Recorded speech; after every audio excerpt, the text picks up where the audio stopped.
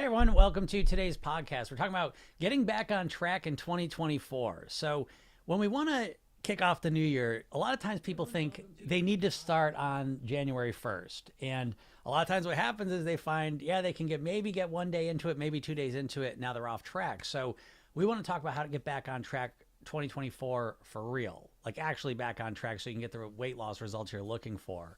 And so the secret here really, I think, is about setting proper expectations. I think the idea that you're going to come off of 3, 4, 5 weeks minimum of kind of crappy holiday eating and living and lifestyle and maybe drinking, and then just magically one day pop into being perfect is kind of crazy when you look at it that way. And so if you're expecting that's what you're going to do and then it doesn't happen and then you blame yourself for it, you're going to feel really discouraged and you're going to be way, way, way off track. So a lot of how we get back on track starts with how we're thinking about it. And so what we want to do is we want to set ourselves up for success. And the way we do that primarily is we shift our expectations from looking to be perfect with everything to looking to be better with everything.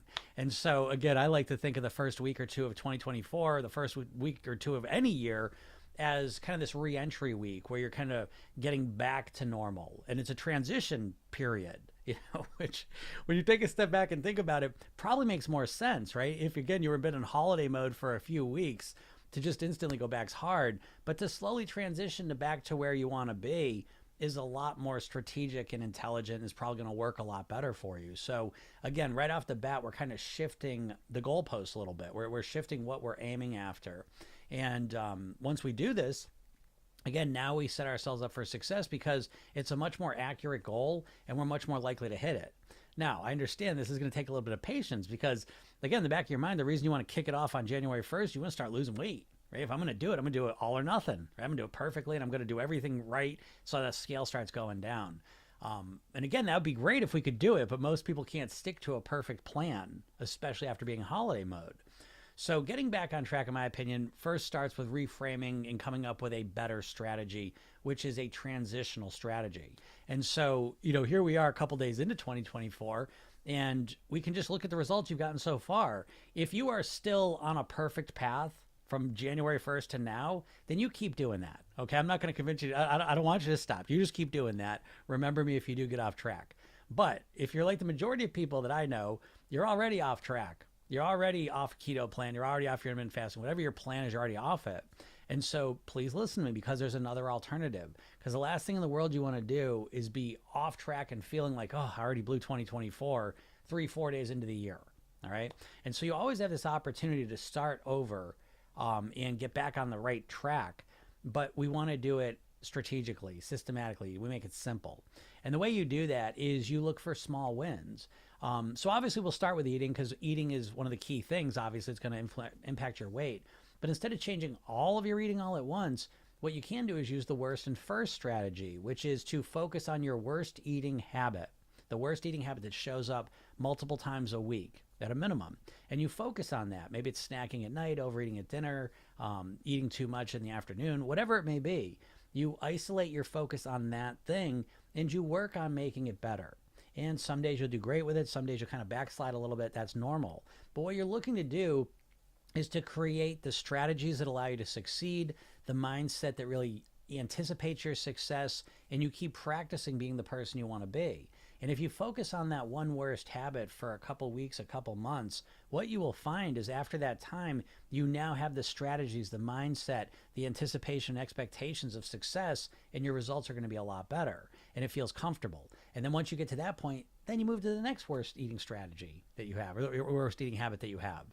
So the first part of that is that simultaneously, if you're really ambitious, is you can also simultaneously work on your first eating habit of the day, which maybe, again, we'll call it breakfast, but it might be lunch for you. If you're an intermittent faster, it might be noon when you start eating. But whatever your first meal of the day typically is, this one you work to make as nourishing and nutrient dense as possible.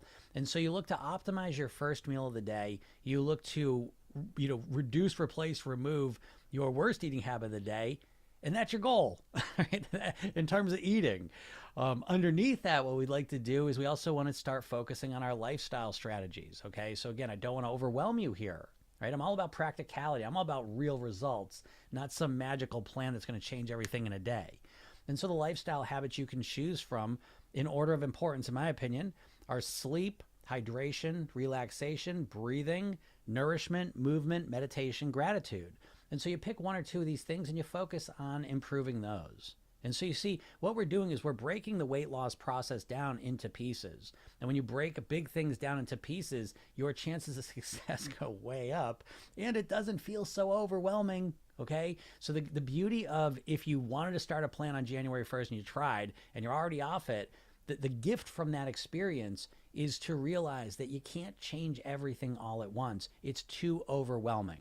That's why you didn't stick with it. You got overwhelmed. And so when we break things down into smaller pieces, it's a lot easier and it's a lot more comfortable to make that change. All right. And that is the path I would suggest you use to get back on track for 2024, so you make the best year in terms of your weight and your health that you've ever experienced. So I wish you the best with this.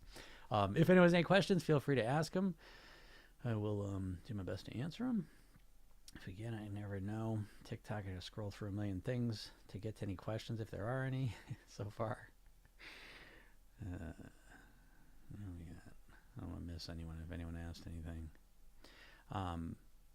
Yeah, Hannah says, how to quiet the mind about thinking about food. So I love this question because all of a sudden the world's on this one, right? All of a sudden the buzzword this year will be food noise, folks. Okay, that'll be the buzzword, because that's the word that everyone, all of a sudden, that's going to be the new phrase, because that's what Ozempic and Mounjaro want you to think. Wegovy, they all want you to think food noise. That's the marketing phrase they're going to use to get you to take that medicine. Okay, I've been thinking about food noise for 30 years. Right? I'm a hypnotist. So what is food noise? Food noise is your nonstop automatic thinking about food. Why do you have so much food noise? Because you're exposed to 1,000 food ads a day. You know, there's 1,000 food triggers a day in your life. Every time you drive by a McDonald's, every time you drive by your favorite donut shop, you're thinking about those foods. And so you have to understand, you have this old, evolved biology and mind in a brand new environment. And you have not learned how to upgrade your mindset to deal with the new environment you're in. And so, yeah, of course we have a lot of food noise because we're constantly being inundated with marketing that puts food noise into our head. And we add that on top of now our own personal desires and cravings for these different foods. So yeah, food noise is a real thing, but I can promise you that taking medicine is not the only way to deal with food noise. Okay, so you're going to hear a lot of food noise, a lot of food noise. That is going to be the phrase of the year. You heard it here first. If you haven't heard about food noise yet, you will, promise you, all you will be thinking about with your weight by the end of this year is food noise. And the only way you'll think there is to solve it is to take this medicine. Now, people in my program and myself know, I believe, the only way to truly deal with the food noise is to start to understand how to run your own mind. What is the food noise? Well, it's when you're constantly thinking about what you're going to eat. I've been there. I know what it's like, right? We all know what it's like, because we're all living on Temptation Island and we're all food addicts to some degree. That's the case. So how do we deal with food noise? Well, you got to replace it with something else. You need to come up with mental strategies for how you want to think about things. Okay. So the first thing is awareness, right? Awareness is always the first step of change. And so I'm glad the word food noise is coming out here. It pisses me off that it's always going to be linked with these medications, because again, I've been showing and training with myself initially, and then I've been doing this for 20 years. I work with over 5,000 private clients, to help them change how they think about food. I don't mean 5,000 private clients. I mean 5,000 private sessions. And so, yeah, learning how to run your own mind and think about food, to me, is the number one thing that's going to impact your weight. Okay. And again, it pisses me off. This gets me triggered because, basically what we're talking about, food noise, is just another synonym for mindset. Okay. And so now all of a sudden mindset's going to be co-opted by the fucking drugs. And it makes me crazy, because I've been dealing with mindset for 30 years. Because once you have control of your mindset and you can influence how you think about food, you don't need those drugs. I'm not saying it's the easiest process in the world, but I'm saying it's absolutely possible. And so all of a sudden now you're realizing, holy shit, I think about food all the time. Yeah. And you have no way to deal with it. Why? Because all you've ever learned to use to change your behaviors is willpower. You've never gone to the source of what's causing the behaviors in the first place, which is your thinking, your mindset. It's generating all of your behaviors. And so how do you quiet the mind about food? You don't quiet the mind about food, you change the mind about how it thinks about food, right? Let's make that clear. And so again, even the drugs, it's a temporary thing, folks. You know what I mean? It's quieting the food noise while you're taking the medication, but it's not solving the problem. It's not solving how you change about the food. That's the long-term real solution, is to change the way that you think about the food, not to just stop it. Okay? And how we change the way we think about food, the simplest thing I'll give you, and there's a number of ways to do it, but the biggest one I'll give you is this, that when you subconsciously think about food, what you've been conditioned to do is to think about the anticipation and the consumption of it, right? There's 3 food phases. There's anticipation, consumption, consequence. And through millions of food ads in your life that you've seen, you have been conditioned to think about the anticipation of the food and the consumption of the food. Every single food ad is the food coming towards you, opening the packaging up, getting ready to eat it, and then the person taking the first bite of it. You never see the empty package, the empty plate, the person sitting on the sofa full. You never see the consequence of it.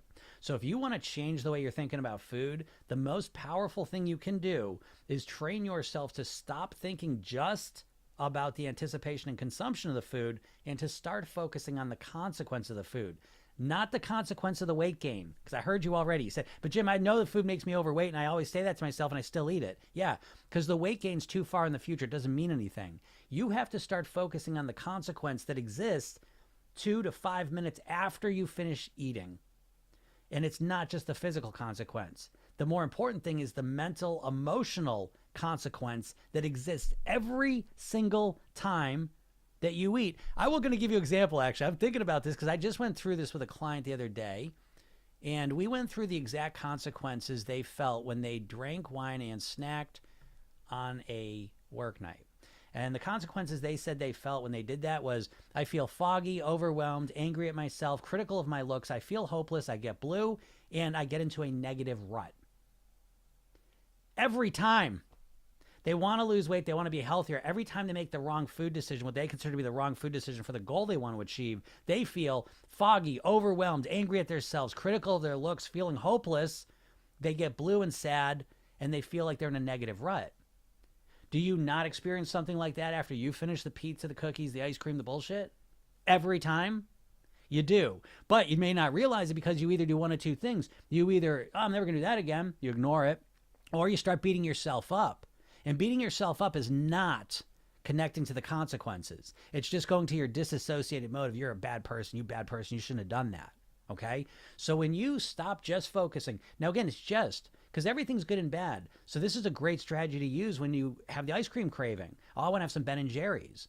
What you're doing subconsciously and what you've been doing your whole life, the food noise that's naturally going on is you are thinking, it would be really good to get my favorite Ben & Jerry's ice cream. I can't wait to eat it. That's what you're thinking. And that thought process is cranking up the cravings for it. And now it's up to your willpower to fight against those increased cravings. How's that working out for you? Okay? So how do we change the food noise? We start asking the question, I feel like having some ice cream. I want some Ben & Jerry's. Okay, I know it's good, but how will I feel 2 minutes, 5 minutes after I finish eating it? I feel kind of, now again, as you practice this, right? Let's just say you're this person. How do I feel after I finish it? You're in that moment. Should I get it? Should I not get it? I feel foggy. I feel overwhelmed. I feel angry at myself, critical of my looks. I feel hopeless. I get blue. I get a negative rut. As soon as you realize that is the reality that's just waiting for you on the other side of that food, that brings the cravings down. And now you don't need so much willpower to say no to it. The cravings already went down. And now it's easier to make a better choice. But you're not doing any of this. You're subconsciously cranking up your cravings because that's what you've been conditioned to do by the food industry. And so this is the food noise that's going on. And if you think the only solution to that is to take a pill, then I wish you the best, okay? But if you are a person who wants to resolve this at the core, once and for all, then you have got to learn how to run your own mind. It ain't rocket science. You just never learned any of this. So that's how I deal about food and thinking it.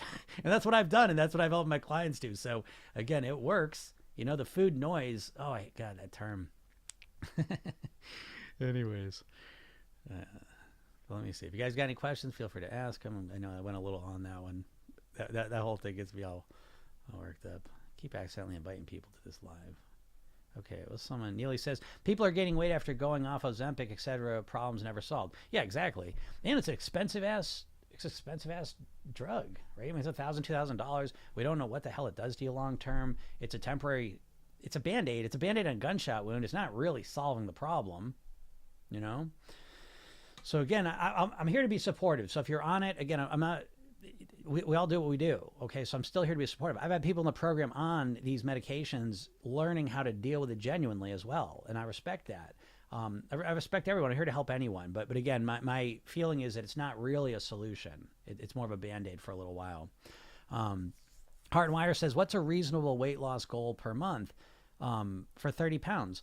Well, you might not like what I'm going to say. I will tell you, and this is true for I lost 50 pounds and I did it 30 years ago. I've maintained the same weight for 30 years at one blip. And so you should listen to me because all you listen to are people that drastically lose weight and then end up ultimately putting it back on. And so for me, the goal is not to lose weight. The goal is to get to my goal weight and live the rest of my life at my goal weight. And I would suggest you adopt this goal as well, because the truth is you don't just want to lose weight. You want to live at your goal weight. The distinction is tremendous. One's short-term, one's long-term. And so I don't give a shit how fast the weight comes off. I didn't, and I don't. I mean, I'm at my weight now, but I didn't even when I was losing it. What I was focused on is the process. How can I master my weight? And to master your weight, you have to master your eating and your lifestyle. And so I never focused on how fast the weight was going to come off. I focused on what I was doing and was it sustainable? Was it increasing the quality of my life? Was I feeling better? Did I think I could keep this up? Okay. And so that was the big difference. So I don't know what's a reasonable amount. I don't know. It depends, right? It's contextual. It's relative to what you have to do to lose it, right? So what's reasonable? Well, it depends. People lose weight at different rates too, by the way. Okay. Some people lose weight quickly. Some people lose weight slowly. So what if you lose weight slowly? Maybe a reasonable weight's 3 pounds a month. Gasp, right? But what if you want to lose 30 pounds, right? 3 pounds a month. Next year at this time, you're at your goal. And you did it in a sustainable way where now you have a solid foundation and you're living that way for the rest of your life. Who gives a shit whether it took 10 months or 10 weeks? Really? What's the difference? As long as you're moving towards your goal in a way where you're building a foundation so you can live at this weight for the rest of your life, who gives a shit how long it takes? You got to get out of that mindset. You're always chasing, and I'm not picking you out personally, but dieters in general are always chasing the fastest weight loss. I get, we're all impatient, but you've got to take a step back from your weight loss experience and realize that chasing the fastest weight loss is the number one reason why you are not losing any weight and have not mastered your weight in 10, 20, 30, 40 years. And so you don't have to believe me, but just remember what I said. And so if next year at this time you're back again at the same, okay, this is the year, new me, same shit again, doesn't work. The next year it doesn't work. And then you look at what you keep trying to do. It's extreme things. I'm going to start my keto plan tomorrow. I'm going to start my intermittent fasting tomorrow. I'm going to start my no sugar tomorrow. You know, whatever your extreme plan is that you're trying to jump in on day one and be perfect, you're not able to sustain it because it's too extreme. It's too overwhelming to you. And the reason you're doing that extreme plan is because you're so impatient. You just want fast results. So again, managing your patience, your expectations, and realizing that you're not looking to just lose weight, you're looking to live at your goal weight. That's the real goal here. Okay. So again, who cares how long it takes? You know, it just doesn't matter. And we can argue about that if we want. Let's go at it. You know, let's talk about it if anyone doesn't, because what is your rush? Because again, it doesn't make any sense to be so impatient when you've been struggling for so long. I understand being impatient the first year or two you were trying to lose weight, but how can you still be so impatient 10, 20, 30 years into the process of not achieving it? You know what I mean? Like what is your rush anymore? How long has it been? Calm down and just take it slow. You're going to get much better results. What's up, Shamela? Hello. Thank you for today's session. Food noise is something I deal with even though I'm healthier now. The advertisement world, I try to replace my meals so I can fight the temptation. Yeah, again, it's about having strategies. You know, I was doing a coaching call yesterday and the person was saying that in my mind, I believe I got to eat less and I got to be really hungry in order to lose weight. You do not. You do not. The secret to losing weight is to do it comfortably. The secret to losing weight while feeling satisfied and not hungry is calorie density. If you do not know calorie density, go look it up. It is the holy grail of weight loss. Once you understand calorie density, you understand how to lose weight while feeling satisfied. And that's the secret, because you're not going to lose weight starving yourself. When you're really hungry, you know what you're ultimately going to do? You're going to eat. You can't fight every cell of your being. You can't fight your entire nervous system. No way. So you can't fight against your hunger. You have to manage it. That's the key thing. Rita says, how do we distract ourselves from late night cravings? Distraction is a piece of the puzzle, but the first thing I look at when it comes to the late night situation is I'm looking to manage my hunger. So I'll give you an example. I'll put a lot of things I'm talking about into one specific example here. So that was my big first challenge I had to deal with, is late night eating. And so the first thing I did when I want to stop eating at night, one strategy, I have a couple of them I used, is I started eating more at dinner. I'd stuff myself more, so I felt extra full going into the evening. And I can already hear what you're saying. You're saying, but how, you're not going to lose weight, Jim? Yeah, not at first, but the first step I need to do, I've been snacking at night for 10 years. So the first thing I got to do is can I just get one night where I don't eat at night? That's the first goal I had. I just going to get one night just to see what it feels like. I know conceptually what it's like, but let me experience one night. And so then I got that. And so I don't give a shit if I don't lose weight initially. I just want to get through a night where I don't eat. And if I eat a lot at dinner and I go into the evening feeling full, it's easier. You see? So again, when we have a longer term time frame, we can break things down into phases instead of just trying to do it all at once. Okay. So the first thing I'd suggest is not distraction. I would manage my hunger. I would make sure that I was satisfied moving into the evening. Okay. And then I would use the 3 R's, right? Reduce, replace, remove. Okay. That's what I'm thinking. And so you don't have to just remove. I know that's what you want to do, right? You want to distract yourself and not eat at night. That's what you want to do because you want fast results. But that's the hardest plan. Again, if you can do it sometimes or you can do it for a while, great. But realize once you can't do it, that you have 2 other options. And they're a lot better than doing nothing. Okay. And that's reduce or replace. So again, reduce is you can still eat at night, but just eat less of whatever you're eating. And then replace is obviously you can eat at night, but eat something healthier or lower calorie. Okay. And then we weave all 3 of those things together, and there's other strategies as well. But this is what I would do. I wouldn't just try and distract myself. I would go into it with a more robust strategy. And again, there's a lot more things. What I would suggest for everyone here, if you're not in my world, is go to my bio, and there's a link there to get a hypnosis session. Click that link, get the hypnosis session I give you. It's free. Okay, it's called The New Thin Me, and it'll allow you to experience a calm, relaxed state where you get to clarify and connect to your ideal self. It's very motivating. That's what it's designed for. It's about 10 minutes. And so that'll help you, first of all. But then the most important thing is I send you a training, 3 steps to master your weight. You really ought to watch the training, right? Because I share the entire system and approach I use. It's about a half hour, but it's a completely different approach to mastering your weight than you know right now. Okay. And then I email you every day. I email you good stuff. So please go check that out if you haven't done that yet. What's up, Jody? Oh, happy Friday, right? Thank God for this Friday. This week has been, oh my goodness. This week's always hard, right? Because life's relative, so it might be the typical week you normally have, but it seems harder because you've just been in vacation mode or holiday mode for a while. And so this week a lot of times feels harder. It certainly did to me. Thank God it was a 4-day week, and thank God it's Friday. But yeah, it just felt harder because it's all the same stuff. But again, everything's relative from where we're coming from. So if you're all feeling like that, you're not alone. But up here in New England, I don't know where people are from, but I'm up in New England. I'm in Massachusetts, but everyone's all excited. We're getting our first big snowstorm this weekend. So I'm pretty excited about that. Got me like a little kid. Everyone up here gets so excited because there's literally been no snow all year. It's weird and it sucks, but so I'm excited about that.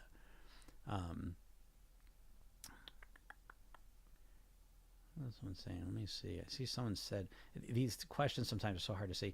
Jack Lyon says gained after keto. Yeah, of course. Everyone gains after keto. Listen, the big dark secret of keto is that no one sticks to it long term. It has very low success. I mean, all diets have extremely low long-term success rates, but keto especially. It's not that it's not that you won't lose weight with keto. I don't think it's necessarily the weight you want to lose, to be honest. But the bigger issue either way is that people have a hard time staying on the plan, and then as soon as they go off it, they put the weight back on. Again, let me just give you the talk here. Because you got to change the way you're thinking. The biggest thing impacting your weight is your mindset. It's the number one thing impacting your weight is your mindset. way more important than your genetics, your lifestyle, your environment, all of it. It is your insulin resistance, your menopause, all of it. Your mindset is the number one thing impacting your weight. And the first thing you need to change is your goal. The goal, you need to shift your goal from wanting to lose weight. You don't want to lose weight. You've lost weight. Here you go, Jackline, right? You've lost weight on keto. Are you happy that you lost the weight?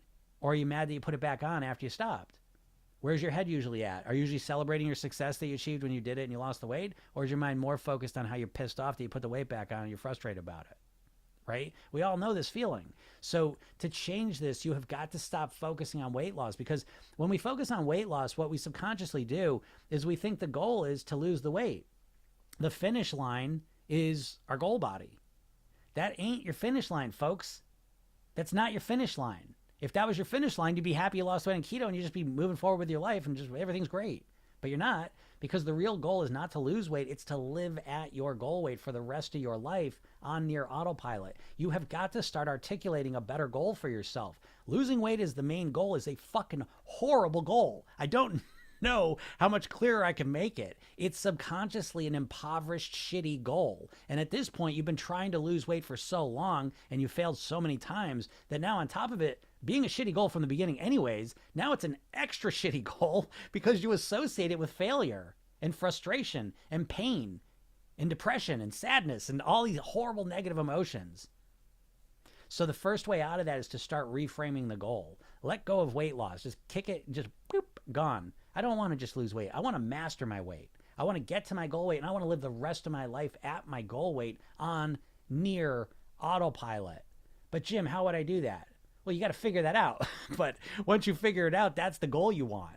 Do you know what I mean? Like, so, and by the way, that just takes a completely different strategy than weight loss, right? Because when your goal is just losing weight, then your brain starts saying, okay, well, whatever, just tell me what to do. Water fast, keto, just tell me what to do. I'll do it. I'll do anything. I just want to lose the weight. And then you do some crazy shit. But this is a best case scenario, by the way. Best case scenario, you do some crazy shit, you lose the weight, and then what do? You can't do the crazy shit forever. And then you put the weight all back on. And you just, what do you cycle through that? Oh my God, it's depressing. So when you make the goal, I want to get to my goal weight and live at my goal weight for the rest of my life on your autopilot, all of a sudden, keto doesn't seem like a very good strategy for that goal. Nope. You know, like 1,200 calories doesn't seem like a very good strategy for that goal. You need to come up with different strategies that are more sustainable, more balanced, more calm, ones that you can live with that make you feel better. So it sets you up for success right from the beginning, you know?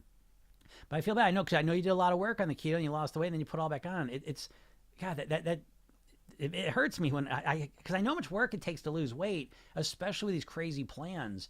And then, like I always say this, but my clients, usually most people I've seen, they can't handle, the average I see is kind of like 2-3 times where you lose the weight and then put it back on. And what happens then is you really start to get in a tough spot. And this probably is where you're at now. I'm going to assume most people watching have probably lost weight and then put it back on a couple times. And now what you're dealing with is that you think about weight loss all day and night, but you do not you do not do anything to actually make it happen.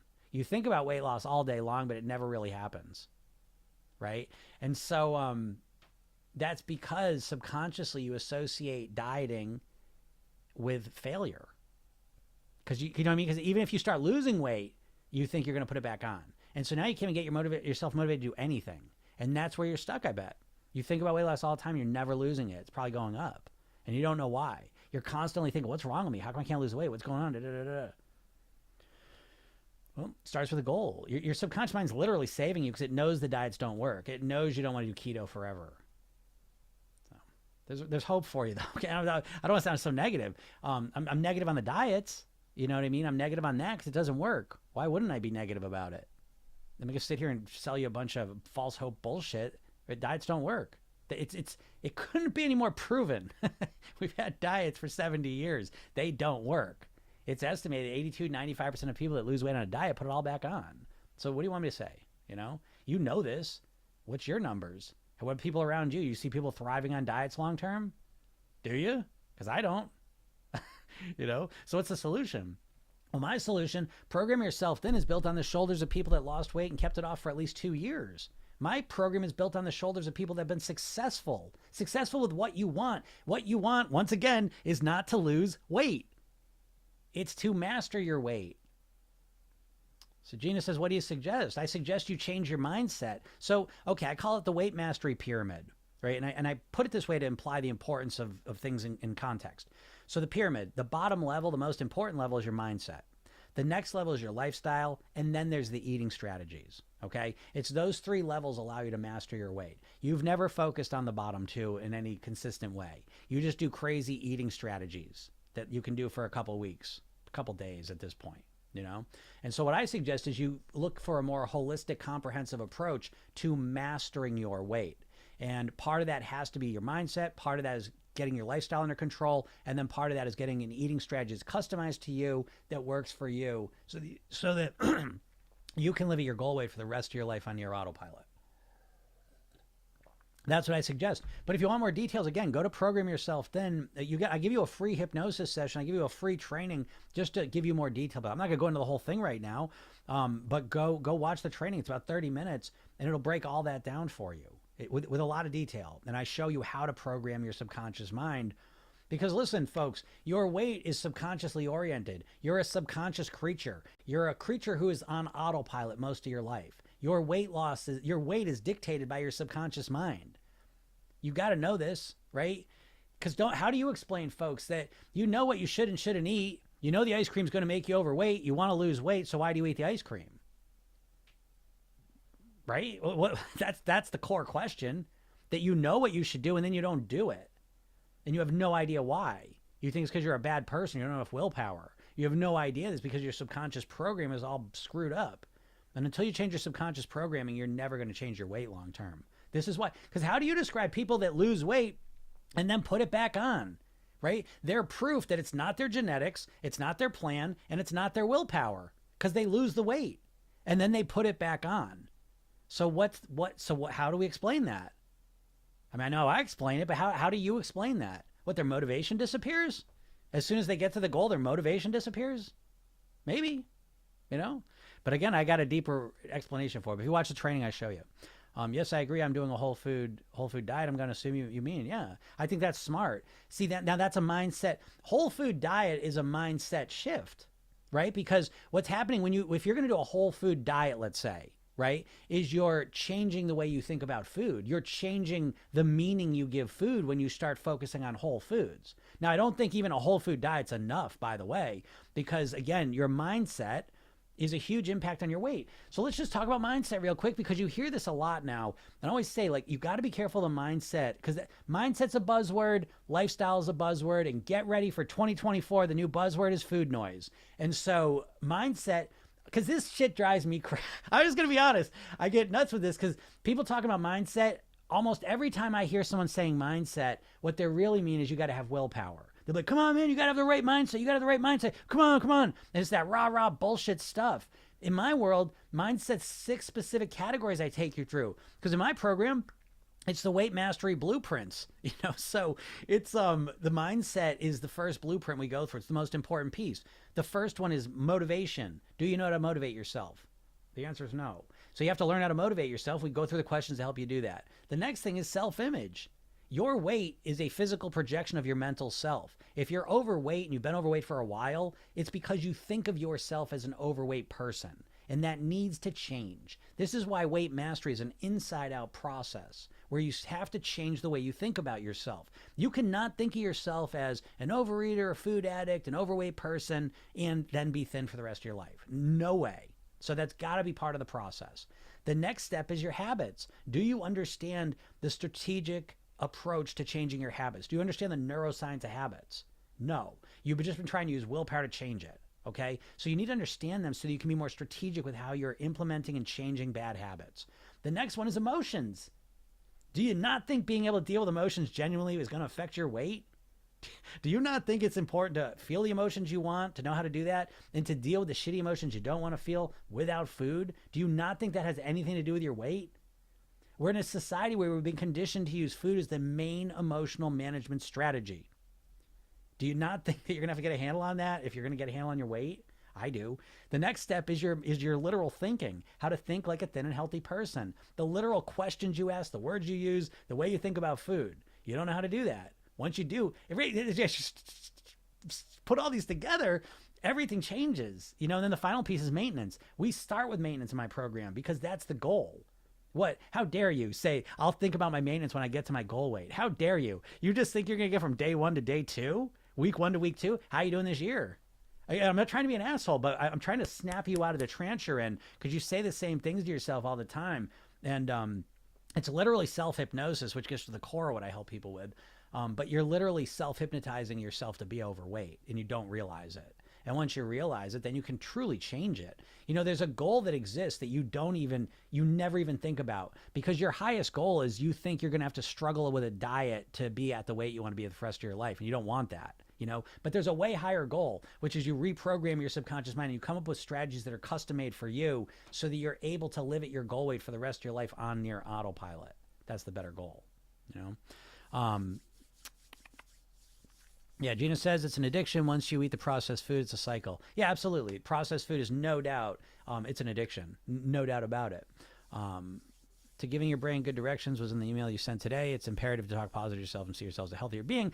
Shamala is talking about an email I send out. So just one more thing. Please go sign up for this freaking hypnosis session, watch the training, and then I email you every day. Like real legit stuff, like real helpful things. So if you have any real genuine motivation to want to change your weight, like for real, like not just say it all the time, but actually want to change your weight, you go and get that. Okay. I'll help you every day. And that's all just free stuff. I mean, if you're really serious, you join the program and work with me, but even if you're just mildly serious, go get the free stuff. See if it works for you, It takes at least 3 days to curb the cravings, fill yourself with fruits and vegetables, protein, and some carbs, and drink lots of water. I agree, Gina. I agree with all that stuff completely. Biscuit says, I'm trying to lose weight and be my best self, but I live with my mom and she eats junk food all day. I told her I need a healthier environment, but she keeps bringing sugary foods and junk into the house. Yeah, tips. How do I stay on track? Biscuit, that's a hard situation, okay? So the truth is for all of us is we've all got, when we want to create this change in our behavior and in our body ultimately, we've all got challenges and solutions unique to us. And so we need to recognize what the challenges we're dealing with are. And then we need to come up with strategies to deal with it. So that's a challenging situation, no doubt about it. But even though it's a challenging situation, you can still succeed, okay? So we got to get out of the mindset of thinking, well, because you're in that situation, you can't change. It's harder, there's no doubt about it, but you can still change. And so what I want you to do is I want you to start focusing on the solutions and let go of the problems as much as possible. I guess we look at the problems, the junk food's coming in, this stuff's coming in, that's a challenge, but I want you as much as possible is get your brain over to the solutions. What can I do? How can I deal with my mom brings in the sugary and junky foods? How can I deal with it so I'm not eating as much of it? As much of it at first, okay? Cutting it down, reduce, replace, remove. And so again, if you start focusing on the solutions, your brain will start finding more solutions. Right? And that's the process for all of us. We all have got our own unique challenges and we have to work through them. We have to figure out, how can I resolve this? I had the same thing. When I was changing my thing, I lived at home and there was not, again, my mom was awesome, but it wasn't that support. She just didn't think that way. You know what I mean? So it's like, I had to do that on my own. You know what I mean? And it's like, we look at it and we figure out strategies to deal with this stuff, There's always challenges and there's strengths and challenges. We all have them. And so we take stock of it and we keep focusing on the solution. How can I deal with this? And we keep growing and building and getting better at it. Okay. But you can do it. I know it's harder for you, but you can still do it. All right. What's up, Kaz? How to be healthy when living with someone who tempts you. Just doing. Yeah. Let's see. Move out because the temptations are real. Temptations are real. There's no doubt about it. But they may not be able to move out, right? So I get that too. So you don't have to move out. What you have to do is you have to take control of your brain first, and you have to focus on solutions. I promise you there are solutions that you have available to you. Okay. Gina says artificial sugars kick cravings. They do the opposite to what they're supposed to do. They make crave more sugar. Yeah, absolutely true, everyone. We know that. Yeah, the artificial sugars, they're not. They may have less calories in them, but they trigger you to be overeating, and the worst thing about artificial sugars, in my opinion, is that they calibrate your taste to a hyper palatable, unnatural level. Okay. So for example, you eat something with unnatural artificial sweeteners in it. It's super sweet. It's completely unnatural and super sweet. And so you eat that, and now all of a sudden you want to eat something natural, fruit, vegetable, green bean. Now all of a sudden that tastes bland and boring as hell compared to that artificial sweetener. So I don't want artificial sweeteners because it up levels my what I want for food. Do you see what I'm saying? So that's the reason I wouldn't do it. There's a lot more than that, but that's just a simple way to think about it. So sick of dealing with being fat, in constant pain, and so depressed. Have to find a better way. Yeah, Gina. So go get the session I'm telling you about. I mean, that's at least a start. You know, something to do. And like I said, if you're really serious, get the program, and we'll work together to help you with that. You know. But yeah, I know you get sick of it, right? It's just that's why I do this for free. This is why this is a mission for me, because what you're putting in your mouth. See, like your weight, you've been conditioned by the diet industry to think about your weight in terms of how you look, you know, but you have to let that go a bit and realize the bigger issue here is how you feel, you know, and how long you're going to live. Because what you're putting in your mouth on a constant basis is probably the number one thing that's going to impact your length, like how long you're alive for, and almost guaranteed to be one of the main things that's focusing on your quality of life while you're alive. You know, kind of like this, right? So Gina's saying, I'm sick of being fat. I'm in constant pain and so depressed. You see? And that's the addiction of food, right? Where we think that something that's causing us to feel in pain and depressed is actually really pleasurable. You know what I mean? Like that's the addiction trick. Whether it doesn't matter what the stuff, it could be alcohol, drugs, food. What it is our brain thinks it's pleasurable. But when we zoom out a little bit, we say, holy shit, this is the main cause of pain in my life. And that's what the food's doing. This thing you think is so pleasurable and so great is literally probably the main, again, it depends on your situation, but for Gina, it's the thing that's causing her the most pain in her life. You see? So we need to reframe that. Again, that's why it's a mindset thing. We need to see things more clearly. And that's really helpful, you know? Jacqueline says, gaining after weight loss is the worst thing ever. Yeah, it's devastating. It's devastating. And that's why most people can only do that a couple times before they get completely apathetic, and now they just don't believe it. And this is the language they'll use. They'll say, no matter what I do, I can't lose weight. Right? And now you're completely apathetic, completely powerless, completely hopeless. You know? And so that's why this is why I do this, because, again, my dad died at 54 of a heart attack. I was 9 years old. You know, so again, it's about how long you're going to live and your quality of life while you're here. I want you to be the best version of yourself possible, which brings me to another point. I don't think losing weight, I don't think you wanting to lose weight and look better is enough motivation. How about that? As obsessed as you are with wanting to look better, and that's why you want to lose weight, I don't think it's enough motivation. You want to argue about it because of how your results been. When you're truly motivated, you make things happen. You know, you're not motivated to lose weight. If you're struggling to lose weight, you're overweight, you're not losing weight, I can almost guarantee it's because you're not motivated. Don't take that personally. You know, it's what I believe.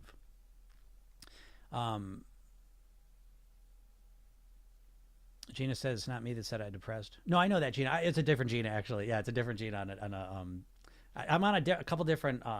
I'm on like Instagram, TikTok, and whatever. I stream to all of them. So yeah, it's not you, Gina, on Instagram. It was Gina on TikTok saying that. Is slow metabolism a real thing? Not in the way you think of it. You know, it's not. It's a minuscule, minor pound difference. The slow metabolism thing. Now, I think we use slow metabolism as almost like a phrase to describe other things. Because here's the thing. Here's one thing I really want you to know is that you know, when you look at weight studies where they take a group of people and they put them in a metabolic lab and they're tracking every calorie in, every calorie out, you'll notice that people lose weight at different rates. You know what I mean? So it's like they're eating exactly the same thing. They're losing the same thing. Let me just.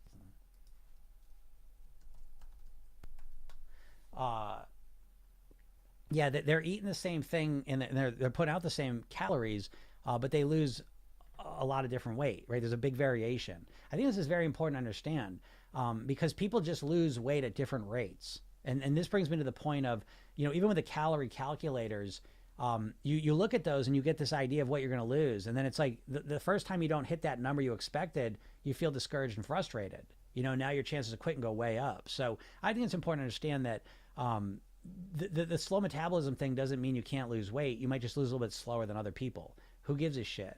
Because if you look at this as a one-time process, I'm going to get to my goal weight and live the rest of my life there on near autopilot.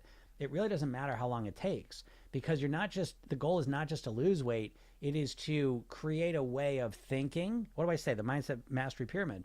You're creating a way of thinking, living, and eating that keeps you at your goal weight. So again, there's way more structure to it than just the dieting thing where you're just cutting calories as deep as you can to lose weight as fast as you can. That's not built to be long term. You know?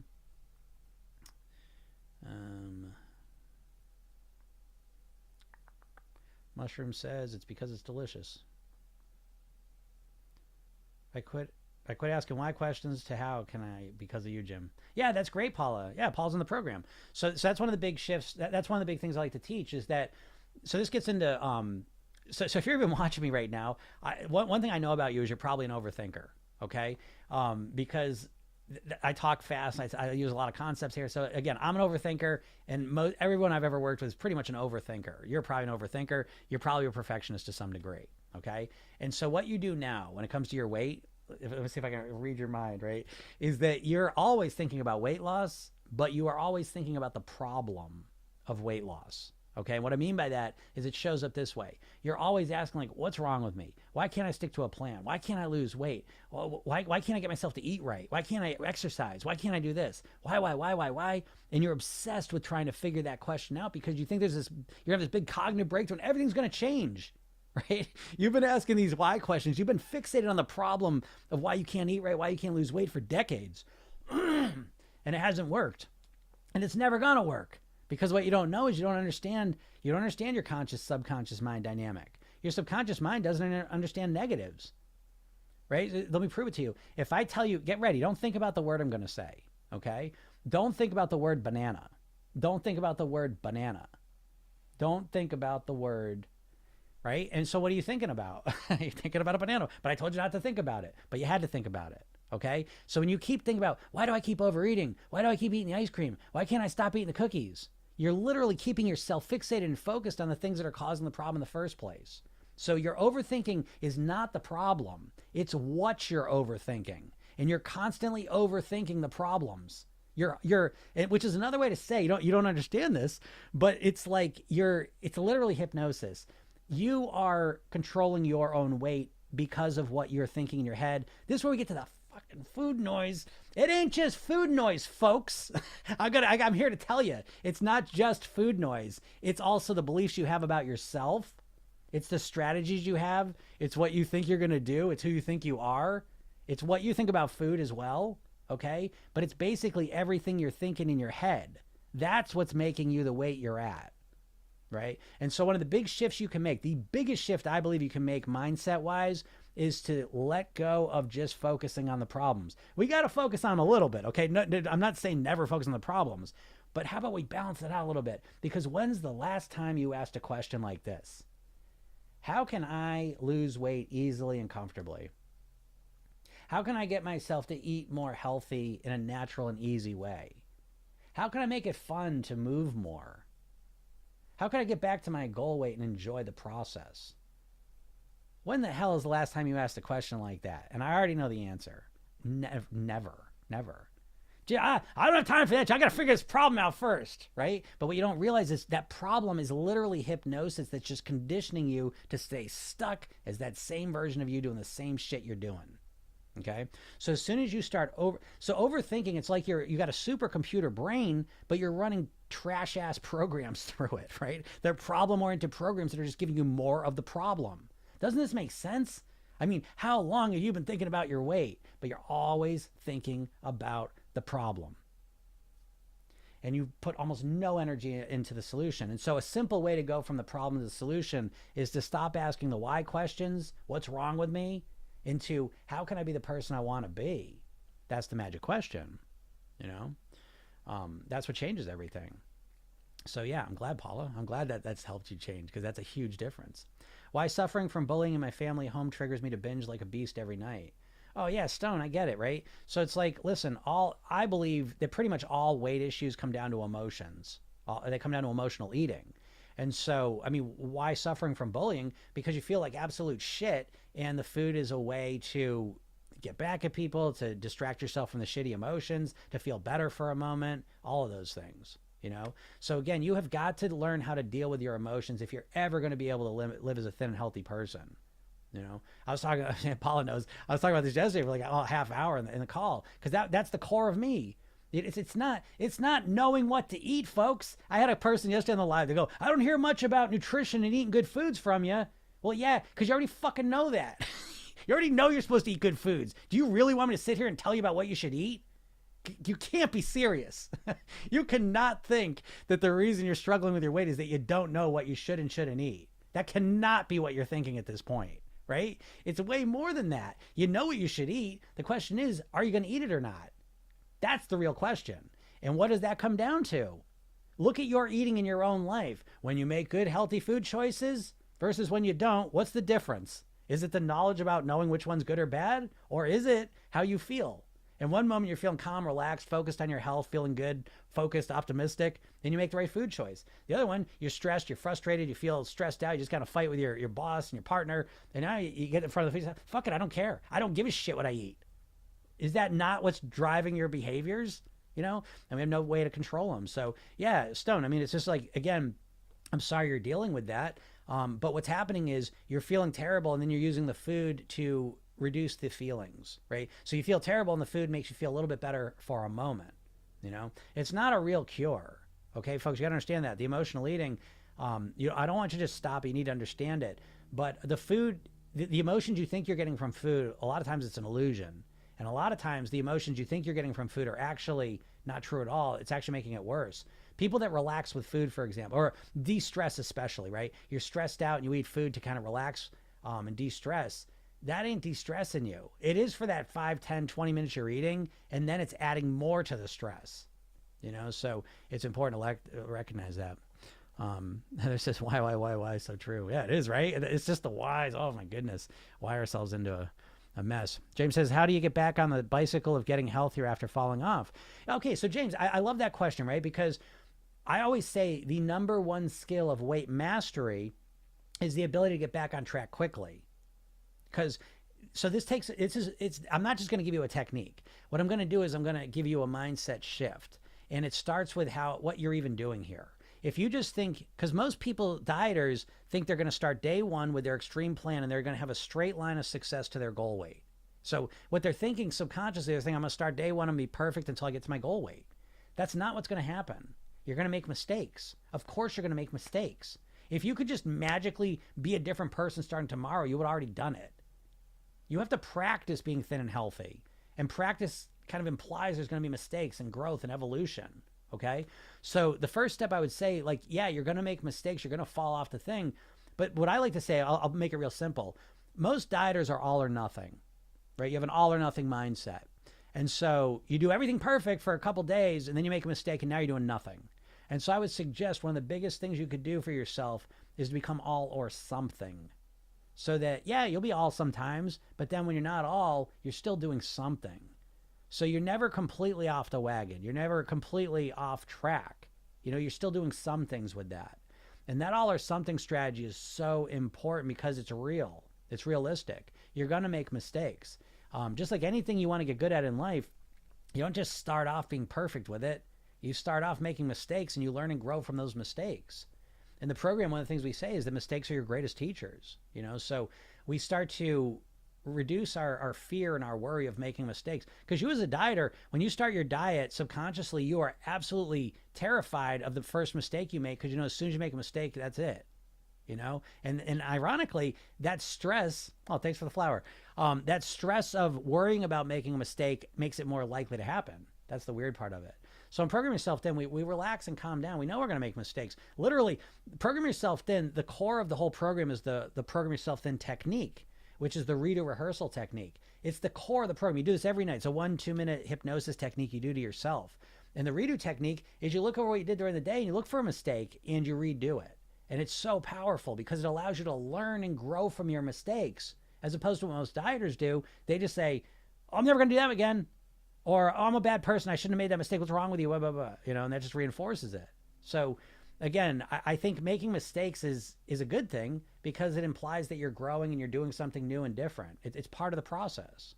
You know, so again, I'm just gonna give you the mindset solution. There's obviously other strategies, but I'm just giving you the mindset one for now. Vivian says, listening to your knowledge of weight loss has helped me more than anything. Thank you. Yeah, you're welcome, Vivian. I know Vivian's doing great. And I love, because Vivian, and you always hear this, because I can always tell when people have either lost weight for a long period of time, or they are obviously working with me, you know, because they talk differently and they frame everything differently. And, or, you know, people that are successfully, you know, listening to the podcast and losing weight with this approach. They always have a different thing. And Vivian, you're one of them, because I know when you say things, I always love the way you frame things, because I agree with that framing. Yeah, painful home life is the worst for a binge eater. Yeah, there's no doubt. It's a hard thing. So again, I'm not saying, oh, it doesn't matter what your situation. Come on, just push through it. Just push through it. I'm not saying that. I want to be clear. There are difficult situations, and if you have a hard home life, bad foods, bad environment, people triggering you emotionally, those are really hard things. But you always have to remember, I think this is the most important thing. Again, so I'm empathetic to your situation. I acknowledge it, but I am not going to accept that because the environment sucks, because because the environment sucks, that you can't change. That's a powerless belief. And so it's a harder road for you to walk, no doubt, but you can still change it. Okay. And so the way you do that is you keep on thinking, how can I deal with this? How do I want to respond to the bullying? How do I want to respond to my mom bringing all the sugary foods in? How do I want to respond to that? Now, at first you say, I don't know what I'm going to do. But if you keep asking that question, how do I want to respond to this? How can I respond in a better way? Thanks, Linda. As you keep asking that question, you start developing new strategies to deal with that exact thing. It is not the environment that's the main dictator. Again, Viktor Frankl taught us this. If you don't know Viktor Frankl, he was a psychiatrist, a Jewish psychiatrist in Nazi Germany. Whole family went to a concentration camp, including him. And he wrote the book Man's Search for Meaning. And it's a profound book. Everyone should read it because there's so many lessons in there. But I think the big overriding lesson is that the environment doesn't dictate how we feel on the inside. Even in the most extreme situation of a concentration camp, he realized that even in this environment, I can make some meaning to kind of get through the day in a better way. And so, again, we can't accept that the environment's going to control us. You know, we always have the environment is stimuli, and then there's this interpretation phase, and then there's the experience of it. And so we can reframe a lot of things. We can respond and react to things in new ways that are better. I will say better. Again, it's always gonna be a challenge sounding like you're in this environment, but you can respond in better ways. And when you start responding in better ways, you're gonna feel better. And then it's gonna allow you to respond in more better ways. And then you feel better. So it's this process of growth, which again implies that what I'm talking about subconsciously all the time, in Program Yourself Thin, we always focus on the 1% better strategy. The goal is to get 1% better a day. See, what most dieters are doing, they're trying to get 100% better tomorrow. Right? It's too overwhelming. That doesn't work for anything.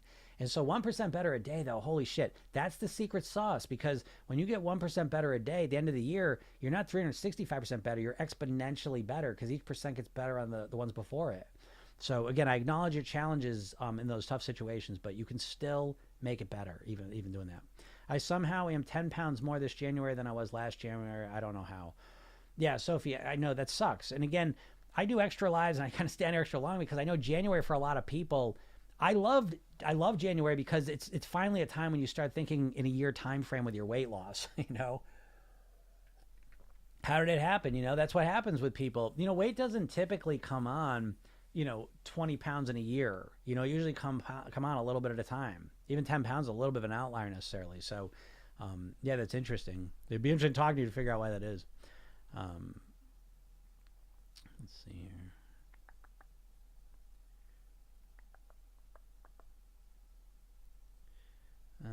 Danny says that makes sense. I plan to start weaning from nursing my baby, but I'm scared of weight gain. Any tips?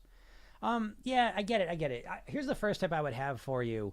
And I know it's a little bit unsatisfying, so I want me to just tell you something, but the first thing I want to look for is we don't want to be scared. Okay, don't be scared, because when we get scared, when we get anxious, we're not thinking as clearly. Okay, and so the first thing I would suggest is relax. Right, you plan to start weaning from nursing my baby. How can I stay? How can I control my weight while I go through that process? So this kind of goes back to what I was saying. our brains naturally kind of go towards the problem. We all have a negativity bias. We've all evolved to have a negativity bias. The negative stuff impacts us more than positive stuff. That's just a fact for every human on the planet. And so now you're weaning from nursing the baby, and so your brain goes, oh shit, I'm freaking out about putting weight on, right? But as soon as you're freaking out or you're scared or you're nervous or you're anxious, you're in a less resourceful state. You're not as creative, you're not as wise, you're not as aware and intuitive. Okay, so the first thing I suggest is, again, let's focus on the solution. I'm looking forward to if you're looking forward, but I plan on, let's just keep it that way. I plan to start weaning my baby. How can I still stay in control of my weight while I do that? And I don't know what the answer will be for you, because this is why I don't just give general answers, right? Because everyone's answer is going to be a little different. All the solutions you're using really ought to be customized to you, folks. I hope. You know, you need to create a one-of-a-kind plan for yourself. That's another bullshit the diet's done. There's this idea that there's a one-size-fits-all plan. There's not. So Danny, begin asking the question, relax, and begin asking the question, I plan to start weaning. How can I still stay in control of my weight? Now, I don't know, because again, like if I was talking to you, you'd say, oh, well, then I got to watch out for this. Or again, I don't know what your eating behaviors are, but that's where that question is going to lead to. What is the difference, you know, between when you're weaning and when you're not, in terms of your weight, and how can you mitigate that when you stop weaning or stop nursing, you know? Heather says, please tell me how to see the free videos. Okay, you're on Instagram. I think you can go to my bio too. If you go to my bio, TikTok's like this, Instagram, I believe, is like this. You can go to my bio, click the link, and then get the hypnosis session. You fill out like 5 questions, so I can customize the session for you. Then I bring you to a page where you can watch the training. The videos you're talking about. Yeah, it's a 30-minute video, but it's so good, I think. But even if you don't like it, it's free, who cares? But at the very least, it'll, you know, if I'm saying anything that's kind of like resonating with you, it's just a lot more of that in a systematic form. Here I'm kind of bebopping all over the place, but the training is kind of, and it'll help you, you know? But if you can't, if whatever, you can't get to the bio, you can go to programyourselfthin.com. It's all one word. Programyourselfthin.com. And you'll see the header. Go to free hypnosis session on that. Click it and then opt in, and there you go. You'll be there. Bonnie says, so true, that happened to me. I have a whole closet full of clothes that don't fit. Yeah, that sucks, right? Again, it sucks. This is what I'm trying to say. It's the emotions. You already know this to some degree. I mean, you know, like, oh, being overweight sucks. I don't like how it feels. I get that. Heather says it was blowing my mind. I'm glad, Heather. Yeah, if you watch the training, then I think you're really shocked. And then again, if you're you know, if you're really blown away, you know, join the program and work with me, you know, because that's probably the biggest thing you can do for your weight, to be honest. That's so true about motivation. Yep, absolutely. Sophie, I'm okay with you saying that's because it's true. I could want to speak Spanish and daydream about it, but if I don't take lessons, I'm not motivated. Fair enough. Yeah, Sophie, thank you very much. That's a great analogy. I love analogies so much. That's a great one. Yeah. People don't like this, and you may not like when I say this, but I think it's clarifying, and so I think it's a good thing. But it's like, if you're not losing weight, like if all you do is think about if you're not losing weight, it's because you don't want to lose weight, right? You wish you'd lose weight. I'm not saying you don't wish you'd lose weight. You think about wishing, you fantasize about losing weight all the time, but it's really just a fantasy. And what you actually want to do is you want to keep eating and living the way you're eating and living more than you want to lose the weight. You're a human being. If you reduce your calories over time, your weight's going to go down. I don't give a shit if you got slow metabolism, insulin resistance, Hashimoto's, any of it. That's what's going to happen. If you reduce your calories, your weight's going to go down. It might take you a little longer than other people, but your weight's going to go down. That's that.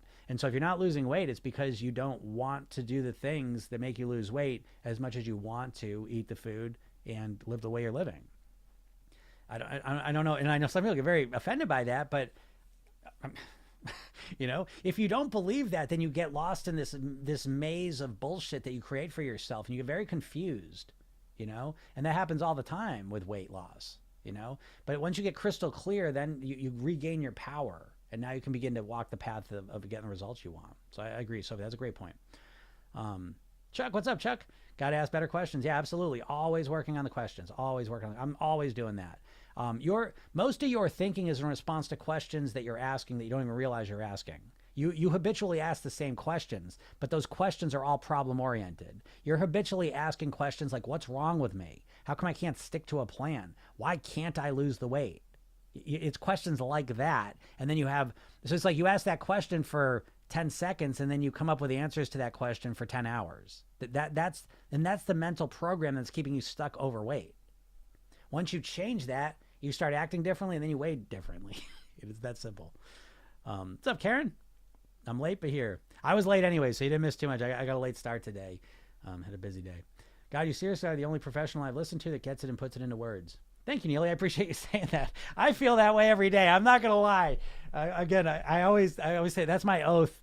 I always joke, right, that doctors take the Hippocratic oath. I take the no bullshit oath.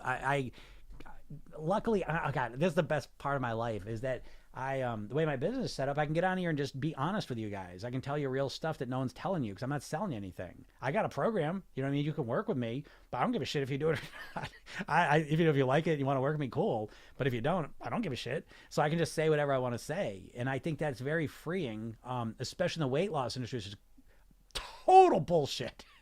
I mean, it's like the biggest bullshit industry on the planet. But anyways, then the flip side of that is that what the weight industry really comes down to on top of that, and a lot of good people, there's a lot of good people in it. But I think the problem comes down to this in the weight loss industry in a nutshell, is that literally everything you've done when it comes to weight, it's always someone telling you what to do. It's always someone telling you how to eat, how to exercise, how to structure your eating, how to, what to do. They do this, do this, do this, do this, and you're going to lose the weight. All right. But then it's left up to you to get yourself to do it. And you don't know how to do that. You don't know how to change your behavior.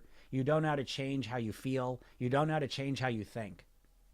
And so, I always break it down like this. You got conceptual knowledge coming out of your ears. You've got conceptual knowledge about how to lose weight coming out of your ears, but you have very little behavioral knowledge of how to be a thin and healthy person. And so everyone's telling you what to do and no one's showing you how to get yourself to do it. And I think that's, if I had to describe it, I think that's the biggest distinction that I hang my hat on. I'm proud of that because I think that's what really is the big distinction for you. I don't think you need to learn anything else about nutrition. I think you know everything you need to know about nutrition to lose weight is what I think. Now, listen, you can always learn more about nutrition and optimize it. So there's always more to learn in that sense. But what I am saying is I have never met a person who doesn't know enough about what they should and shouldn't eat to start losing weight. It's the fact that they do not know how to get themselves to do it. And I bet you would fall right into that category, And no one's teaching you this. Why? Because the diet industry don't want you to lose weight. What? What are you talking about, Jim? I'm talking about this. That I think all the diets that you're subconsciously referencing for how to lose weight are all owned by the food companies. Did you know that Weight Watchers was owned by Heinz? That Jenny Craig was owned by Nestle? That Atkins Food Products was owned by the same company that owns Auntie Anne's Pretzels and Cinnabon? That Slim Fast is owned by the same company that owns Ben & Jerry's? So the people you're trusting to help you lose weight, do they really want you to lose weight? Do you really think that those companies want you to eat less of their bullshit? Do you? Because I don't. And so that's why I think people keep doing diets. Because what's a diet? They're just telling you what to eat. There's never a mindset component. You never even think about mindset, right? The only time, the closest you're getting to mindset now is the fucking food noise, right? Why? Because they're going to sell some bullshit with it, So again, yeah, I sell a program. I have no problem saying that, but I give more away for free than anyone, as far as I know, And I got more shit coming for you. So that's another thing. Actually, you should get on my email list as well because I'm doing a training this weekend, the new Body Design Workshop. One of my favorite. Been doing this one for years. Right? Do it for free. It's free, folks. Okay? I'm going to help you one way or the other. So if you get on my email list, you'll get the email for it and you can get there. But thanks. I appreciate you saying that, Neil. I appreciate that so much. I'm going to screenshot it because that really is. I love people's weight loss success stories too, but I like when people get what I'm doing here a little differently because that's why it's helpful. You know what I mean? I'm not just another person telling you how you should eat. What's up, Justina? Good evening. Good evening. You must be somewhere different than I am. I like that idea, Bonnie says. Good. How do you reverse insulin resistance? Yeah, great question, Linda. Let's talk about that for a second. So I'm going to just let's talk about insulin for a second because I find this to be fascinating that the majority of the country at this point is type 2 diabetic or pre-diabetic. And I think there's not a lot of general understanding of how diabetes works. I think that's intentional, I think one of the things you have to understand is that the food companies are always trying to minimize the effects of what the food's doing to us. You know what the number one cause of preventable death is at this point in time, do you? Do you know that? The number one cause of preventable death at this moment? what we're eating, our weight, you know? So, this isn't just about looking better in a bathing suit. I hope your desire to want to live longer and have more time with your family and the people you love is more important to you than just wearing a bathing suit at the beach. Because you'll get better results and it feels better. All right. But, so insulin resistance, let's talk about that. So what's insulin resistance? We need to understand insulin, right? And to understand insulin, we need to understand glucose. So pretty much everything you eat turns into glucose, breaks down into glucose, goes into our blood, and all of the cells of our body can use the glucose for energy. Okay. And so the glucose goes into our blood, but too much glucose is inflammatory and toxic. Okay. So once we get a spike of glucose, now what's glucose? If we eat sugar, right? If we just eat a packet of sugar, that's going to be really fast, a fast glucose spike, right? Because it's just a powder. And so it's absorbed very quickly. If we eat flour, again, it's just a powder. It's absorbed very quickly, right? We eat some fruit, we eat some vegetables. That's a slower release of glucose into our blood because it's binded to the fiber, all right? So if we eat baked goods, sugary with flour in them, our glucose levels spike very quickly. And this is an unnatural thing, by the way. It's not normal to spike our glucose levels. If I dropped you off in the woods, you wouldn't be able to spike your glucose levels, right? Because there's nothing there to spike them. So this is a modern thing that we're able to do this. And so we spike our glucose levels and it's toxic and inflammatory. So our body, when we do that, our pancreas releases insulin. And the insulin, you should think of it like a key that unlocks a door. And the door it's unlocking is the door to your cells. And so it opens the door to your cells and pushes the glucose into the cell so that the cell can use it or store it to use it later. All right. And so what happens is, again, as I said, glucose spikes are unnatural, short of running into a beehive and eating all the honey, or running across like a berry patch or something. It's unnatural to spike our glucose levels. Because again, if we eat fiberful foods, natural foods, the release of glucose is a lot more, it's slower. And so it's a slower absorption rate and slower, release of glucose. So we spike our glucose levels and then we spike our insulin levels because our body's not good at measuring insulin release because we haven't evolved in any environment where we have glucose spikes. And so now what ends up happening is we spike our glucose, then we spike our insulin. And now what happens is the insulin clears out the glucose to an extreme level. Now guess what? You're hungry and tired. So guess what? You start eating again, you spike the glucose levels again, and you spike the insulin levels. And you can do this 6-7 times a day, right? And it's overwhelming to the system. Because what ends up happening is, that key, we keep using the key in the lock to open up the doors. Eventually the key starts to get worn, the lock starts to get worn. We develop a resistance to it.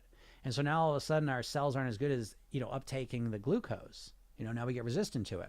Which, by the way, is what all these drugs are doing. All the semaglutides are doing.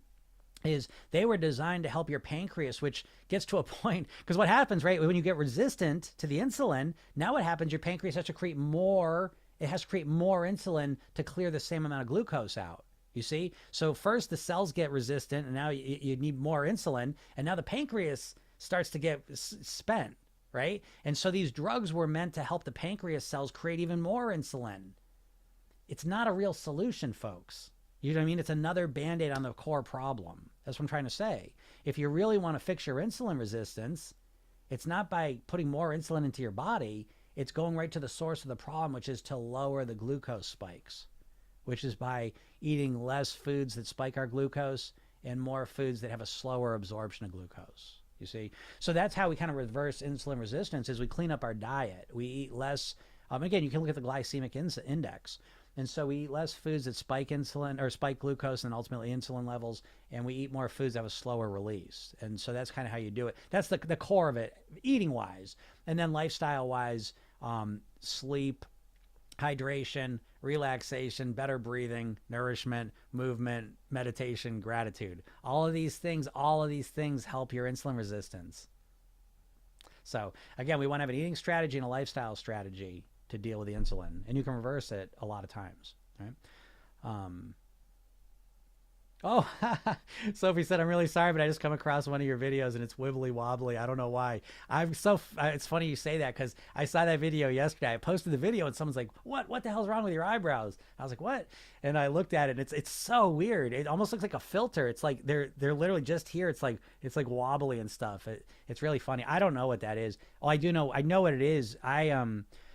when I do these videos, I use a service that streams them out to all the services, and sometimes it just acts a little funny. But yeah, that's a funny video if y'all want to see it. I posted yesterday. It's got like, I forget which one it even was, but it's so funny. Yeah, well, it was funny watching that. So I don't know what's going on with that either, but hopefully this one won't do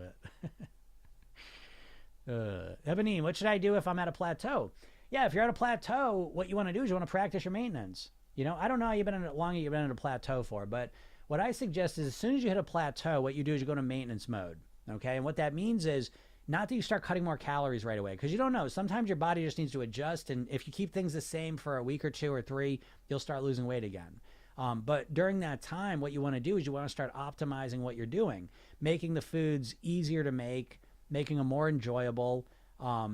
You know, or kind of like again, whatever you're doing, whatever you've been doing to lose the weight, focus on how you can do that at a better level. Making the food, like again, strategizing. How can I don't know, say, this gets a little, I don't know. It's funny because I know like the idea of a plateau is so scary to a dieter because you just want that straight line of weight loss, you know, and as soon as you hit a plateau, it's like, oh no, you know. But again, remember, your goal is to get to the ultimate plateau. You know, you got to be careful of that too, because what most dieters do is they trade the pleasure of the food for the pleasure of the scale going down. And then they finally get to their goal weight. Now they got no pleasure. You know, so you got to realize there's got to be more to your motivation than just watching the scale go down. If not, what are you going to do when the scale stops going down? You're just going to be partying it at your goal weight, as you think, you know? So again, it's you have to look at, there's the process and the outcome. And so when you hit a plateau, you're not sure if it's just your body adjusting and everything will be fine in a couple weeks, or you need to change something. And so during that time when you're letting your body kind of adjust and see which one it is, that's when you're like, whatever your meal planning, whatever you're doing to eat, you make it easier. Maybe you start meal planning better. Maybe you were eating something, but you optimize it, make it easier to make, or you make it tastier. Okay.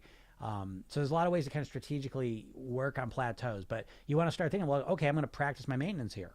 You know, it's no big deal if you're in plateau for a little while. Mina says, absolutely right. Hello from Greece. Oh, hey, Mina, how you doing? I got one of my favorite clients is from Greece. Yeah, so I wish I was in Greece right now. You're not answering my questions. I just answered it, right? Didn't I?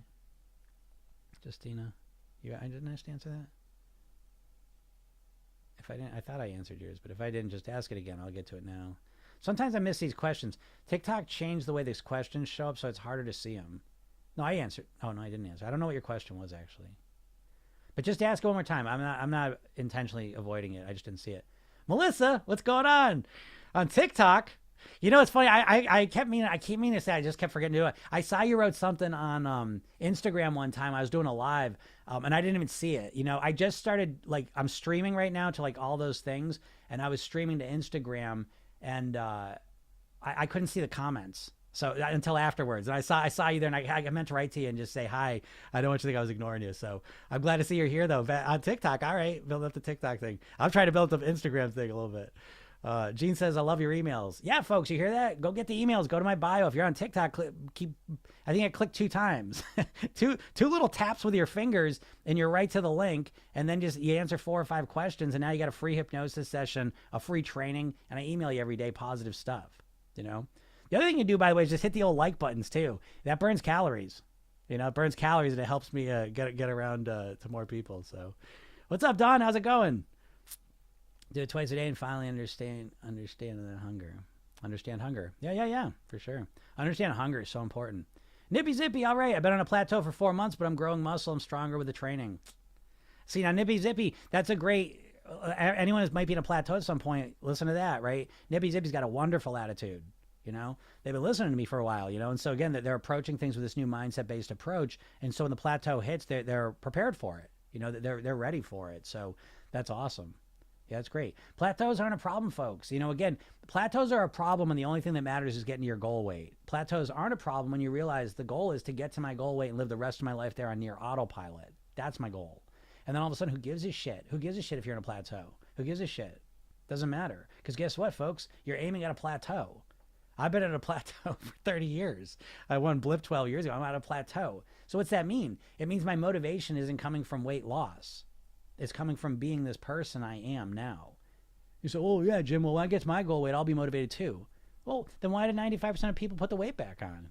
How do you answer that? You know? gotta look at things a little differently. Good job, Nippy Zippy, though. I'm proud of you. That's awesome. See, because what did Nippy Zippy do? They changed their focus, and so now you've been focused on growing muscle, and so it's a different focus of evolution and growth. And now you're even 4 months into it. So if you choose you want to go back to losing weight, now you can more strategically figure out what you want to do. You see what I mean? So when we hit a plateau, instead of freaking out, we start to optimize what we've been doing to lose the weight. We make ourselves better at it. We make it easier for ourselves, more enjoyable for ourselves. And then we maintain that for a month. And then we say, okay, did I start losing weight? No. Okay, now I can look at my structured plan of what I've been doing, and I can strategically pick where's the easiest place to cut some calories out. And I'm going to do that now. I'm going to cut those out, and then we start losing again. Completely different approach. All right. All right, everyone, I'm going to get out of here. Got a lot of work to do today. Thank you. Yeah, the inches are coming off, just not the weight. Yeah, that's fine too, right? Again, it's not about the weight as a bit of an arbitrary measurement, especially if you're in a body recomposition. You know what I mean? That's like one of the hardest things to do. That's harder than weight loss. So during that transformation where you are building muscle, you gotta make the weight now, it becomes less important at the least. And there's other things got to take the place of that, because if you're trying to lose weight and simultaneously gain muscle, right, you're saying it's conflicting messages, it's conflicting goals. And watch out for that. All right, everyone, I'm gonna get out of here. Again, if you have not, go to my bio, click the link, get the hypnosis session, watch the training I give you, and you'll be on my email list, because I'm doing a live training this Sunday, new body design workshop. It's one of my favorites. So it's a great way. Because listen, the new year starts next Monday. Okay. So I don't care if you've been doing great. Okay. Great. You keep doing what you're doing. But if you wanted to start 2024 and lose weight, all the rest of it, it hasn't happened, because again, last week's a kick. It's a hard one, because you're going to start Monday, right? You always start your plan on Monday, but you couldn't start last Monday because it was still the holiday. You couldn't, and then you wanted to start Tuesday, but you're not used to doing it on Tuesday, and that didn't work. But okay, the real year starts this Monday coming up. So get on the call on Sunday, and we'll get you real motivated, right? Let's get clear on what your goal is, okay? And so go either to my bio, click that link, get in there, or go to Program Yourself, then sign up for the hypnosis session, and that'll automatically sign you up for my email list, and I'll send you the links for that. If you want to watch the podcast is Program Yourself. Then do these every day, right? Every day we're here live. Usually noon. That's what I'm aiming for. This week's been a little tough, but it's a re-entry week. That's all right.